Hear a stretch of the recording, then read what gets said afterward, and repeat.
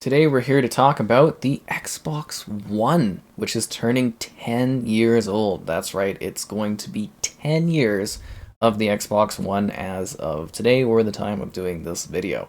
So be sure to like the video, subscribing is great as well, and let's dive in and talk about the legacy, the history, and everything surrounding the Xbox One.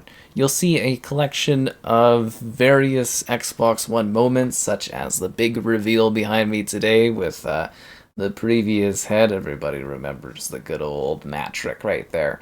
But you'll also see other individuals, and you'll see clips and some unboxing stuff, and just kind of a little bit of a history reel behind me throughout the course of this video, just kind of like showcasing things from the Xbox One, some of the games, some of the moments, some of the big points for this console.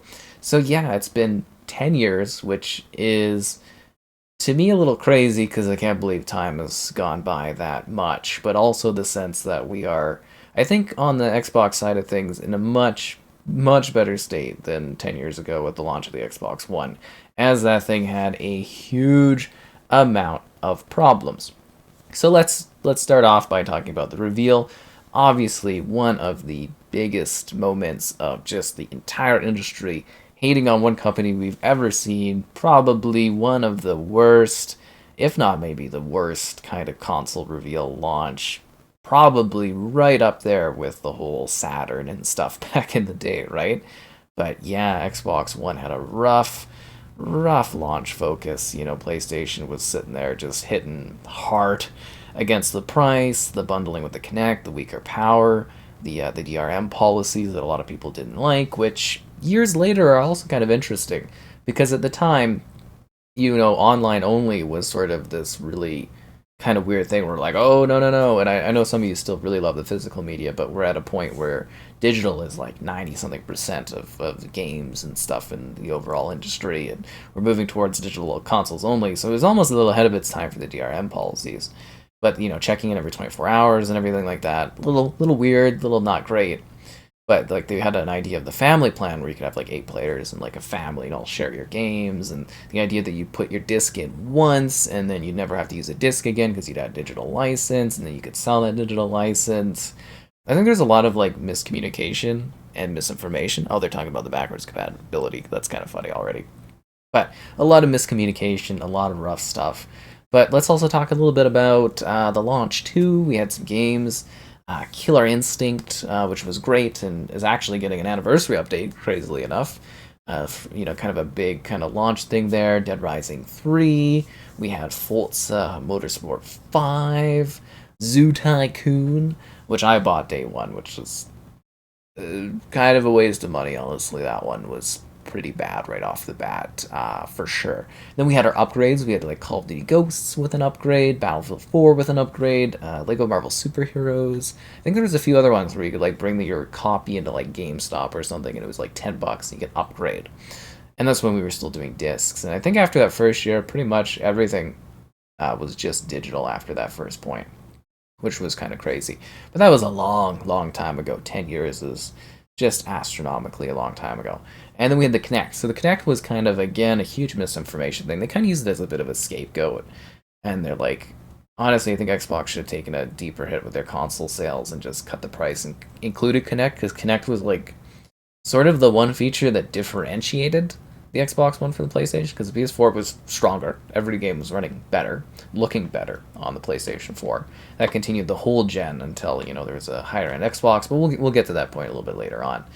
But yeah, it was just a scapegoat, the poor Kinect, because I like the Kinect 2.0. I stand by that thing, Kinect Fitness. Huge upgrades over like the tracking systems and everything like that. It was great for the games that it had, but there wasn't much support because Xbox pulled the plug on the Kinect so fast and kind of again used it as a bit of a scapegoat.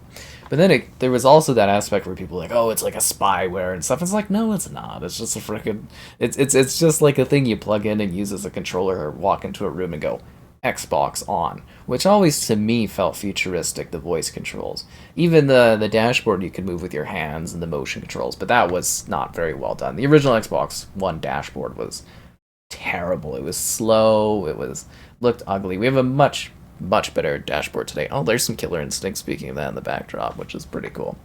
We have a much much better dashboard. And it's shared between the Xbox One and then the current era Xbox Series family as well, which obviously superseded the Xbox One many years later on.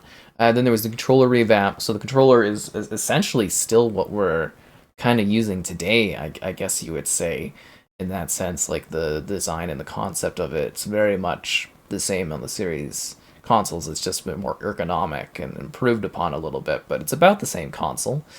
Or console controller. Introduced some interesting mechanics, a bit of sharing focus, and it felt really good. It was a great upgrade, honestly.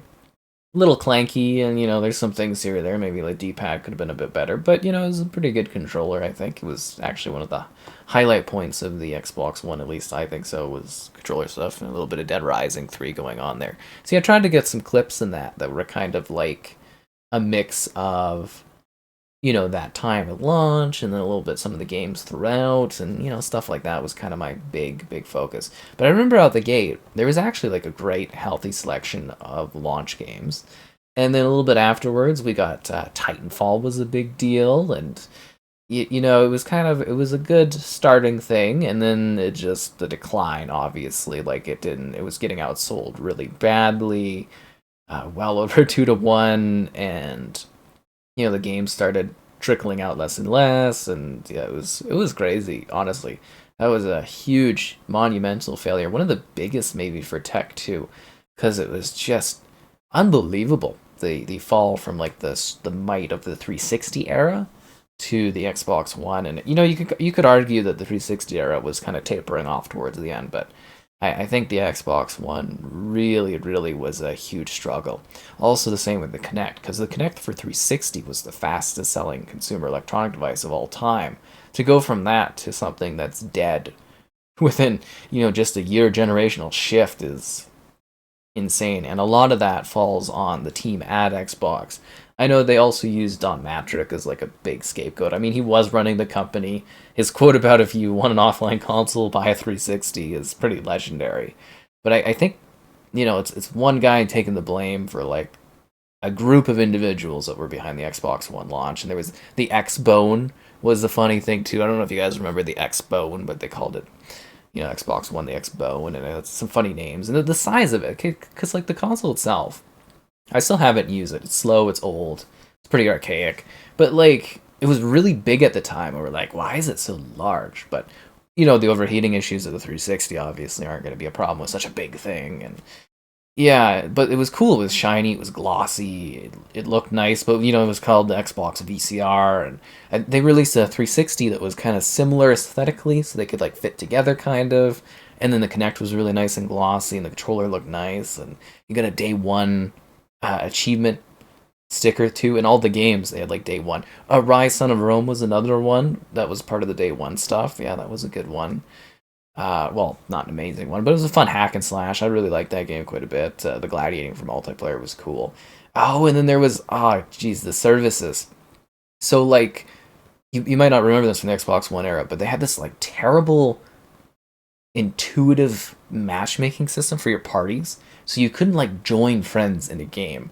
It like smart added or invited friends, and it was a nightmare because it just would not work for some games. Like I remember Battlefield 4, Rise, and some other titles having a really hard time getting my friends into my matches from the parties, and it was really kind of buggy. But there was also a cool feature with that original dashboard, and that was the split screen. So you could do part of your screen was segmented off, where you could do other things. Like I played Threes was one of the games. There was like a little ninja squirrel game, which was pretty cool. But you could like watch TV, and you could play your games at the same time. It was a really cool side screen experience, if that makes sense. Because I guess like a lot of people it's like a picture in picture mode, basically, was the idea of it. It had like a specific name, but it was a really cool feature, and they kind of gutted that eventually. But I remember really early on where we were able to enjoy that, and we would play Call of Duty like Ghosts, and with friends and stuff, and we would watch the hockey game and stuff. Obviously, being from Canada, and it was a really really cool feature was having the side split there. It was really great. Okay, so we talked about that. Let's dive in and talk about like the refreshers. So we're not at it yet in the video though. There was the Xbox One S. That was when they tried to clean up the image of the Xbox One. It was a cute, small little console. It was adorable, is what I always said, which was great. And yeah, that's what we're seeing right here. And then obviously the big boy was the Xbox One X. So that's where Xbox and Microsoft finally came out and got the Power Edge back. And they made like this really beautiful, super powerful 4K machine. A lot of the games that we enjoy high quality wise on the Series X are because of the legacy of the Xbox One X. It was a great console. It was a great stopgap. It kind of showed the mid-gen consoles are a really good idea to an extent. And sure, it was an enthusiast thing, but I think it kind of got the excitement of the Xbox brand going a little bit more. And there was the Scorpio edition, and then on the chipset, it was Master Chief riding a scorpion. It was a really really cool thing. And yeah, they just like a much much better presentation for Xbox at that point going forward. From a software perspective, we did get to see the origins of Game Pass, which obviously at the time I was like, I don't get who this is for. I'm like, if you're like new on Xbox, it's a good thing, but I was like, I don't get the point of Game Pass because it's like I already own all these games. But then as time went on, I was like, okay, I get this. And nowadays, Game Pass is such an integrated and integral part of like what your Xbox is. Kind of surrounds around the concept of Game Pass, which is utterly fascinating. Because yeah, the origins, I was kind of like I wasn't getting it, and then as time went by, I'm like, okay, so it's kind of like a Netflix for games and stuff, and trying games. And obviously, I mean, most people that are on Xbox, I don't need to tell you about like what Game Pass is and stuff like that. You know about it. And then past Game Pass, there was the acquisitions. So the Xbox One, I wouldn't fully put it in the league of like the acquisitions era of Xbox. Like it was kind of the tail end, right? So the tail end, they finally started buying some studios. We finally saw them or Microsoft really making an investment in gaming. So they were picking up things such as like Double Fine, Playground. I guess like Mojang kind of fits into, but that was early on in the gen, yeah, roughly, and that was like that was kind of a side different thing, but that was a good acquisition. But I was mostly talking about like, as I said, Double Fine, Playground, Ninja Theory, In Exile, Obsidian, so forth, so forth. And then the big one kind of was really, again, part of the series generation, but you could include it as part of the Xbox One generation, even though it is the tail end of it. Was buying Bethesda, buying Activision, Blizzard, King, because people are still on the Xbox One, and it's 10 years. So, right, that all happened within that 10-year period was getting those acquisitions done. And then who knows what's coming down the road for further acquisitions. But it was kind of crazy, because you essentially when the Xbox One launched, there was all this stuff going on, and then we saw the decline of the Xbox One, or the Xbox first party, right? Partnerships dried up. They killed Lionhead. They killed. I'm trying to think of the others. There was some other smaller studios that kind of got like gutted and stuff. Lionhead was the big one because Lionhead was for Fable, and they were working on Fable Legends. Apparently, they wanted to do Fable 4, but they got pushed to do a live service thing, which was Fable Legends, and that never came out. It wasn't as bad as people said it was. Honestly, it was okay. It wasn't amazing, but it was okay. I played quite a bit of like at events and stuff like that too. And we'll talk more about my legacy connections too over time in the backdrop. I just want to get out of the way the big kind of things. And then like legacy. So the legacy of the Xbox One, I think, is generally relatively negative. It was a bad era for Xbox. Xbox is still suffering from it. Will they ever recover? I don't know. Well, they got all the acquisitions now. So even if Xbox doesn't always exist as like a console, as a service, it'll always be here since they own like Call of Duty and Fallout and the Elder Scrolls, and Starfield is getting its up and going kind of moments, and they own all the big games. So like Xbox as like a brand will always exist even if it doesn't exist as a console. But the Xbox One era was a complete failure. They've destroyed the Kinect, which was a huge successful peripheral. They damaged the brand, they lost a lot of hardcore fans over to the other platforms, but they did set things up, kind of the origins of the cloud gaming, the Game Pass service, getting those acquisitions done, making the Xbox brand something that's stronger beyond the element of just the console, the Xbox Play Anywhere program, where you're able to like buy something on Xbox, own it on PC, and then that kind of was like a little bit of the setup for Game Pass. It's all like integrated services, right? We also lost like again basically was it the Snap? I think it was the Snap was the picture in picture is what it was called. That was really cool. I get it hogs resources, but it was neat. And then dashboard improvements. The store was like terrible. The store was absolute garbage when it launched. I still don't think the Xbox store is like great, but oh wow, that Xbox One store, because I was always like, that's the most important part of your console because that's where you're making your money, and they did nothing to improve their store for years. It was a horrible, horrible store. Like just off. Like there was a lot of problems with the Xbox One era. There was. I mean that One X was like a big upgrade, but like they really did not. I don't even know if we're still seeing that success like built back up with the series consoles yet, but yeah, that Xbox One era was just rough for them. I think they should have off the bat kind of cut the price and just took the hit on it and went for 400 with the Kinect. I think would have been a good idea and just stuck with that Kinect because that angered a lot of developers. A lot of their policies angered a lot of developers too, indie and large.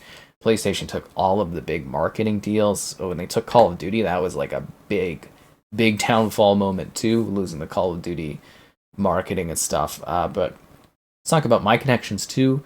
I got to do some pretty cool stuff. That's when I first kind of started interacting with Xbox Canada. I got opportunities to review Forza Horizon 2, Sunset Overdrive. That's kind of every title since, except for Redfall and Starfield, which are series era titles, so we won't talk about those. But I got everything else to review from that point onwards. They did really cool launch events in Canada. I think it was in Vancouver. They did a huge Xbox One, and all these like Roman Centurions ran out, and they did all these cool marketing events.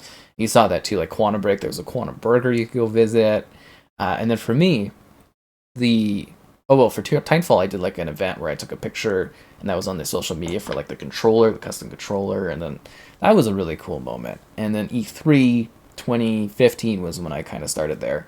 And that was a big moment too, because I got the backwards compatibility program. I got to read that before they announced it, and it was really really cool because it was like just this huge moment. And we got 360 games. And they started with Gears of War, and then they started improving it with other titles. And then One X, they improved the visuals for some of them, and then obviously backwards compatibility kept getting better and better. Now they're done, but it was a really cool thing, backwards compatibility. A huge thing. There's GoldenEye too. I wanted to include GoldenEye because it is still there at the end of that tail end of the generation, right? So yeah, at E3 2015, it was really cool because it was like got to go to like the big Xbox events. There was like a Lara Croft ice fountain, and international events with open bar, food, all kinds of great stuff. Got to play Fable Legends, Gears of War Ultimate Edition, which was an upgrade, and that was really cool. Some great memories, and then every year onwards, I did E3 up to 2019, so I got to see the behind the scenes and the decline, because I'm always like, the biggest thing was after a couple of years they started giving me like one beer ticket, and like they went to their own event theater, and it's like the budget was just like slashed and they had less and less stuff. But there's a lot of memories with the Xbox One, a lot of great times as well for the gaming, and moments with friends and pals, and seeing life change, and going into like basically my adult years over the span of the Xbox One is fascinating, honestly. Like basically, as soon as that launched, it was a shift into like my adult years. And the night before the Xbox One picked up, I got my last achievement in Halo 3, which was a really cool thing. And remember that launch being really fun. We all went out and picked out our Xbox Ones, came home, played for a little bit and stuff, and that was really awesome. But yeah, it's neat because it's like there's good memories, but there's also like, man, the Xbox brand suffered so badly over the generation, and it's like we're still not where it was, and it's definitely still weaker than like the 360 era. It's neat how one kind of moment can really impact the long term, but it was kind of nice to talk about the Xbox One. I don't think I even went over everything, but there's a lot to cover. Again, liking the video is great, subscribing is great as well.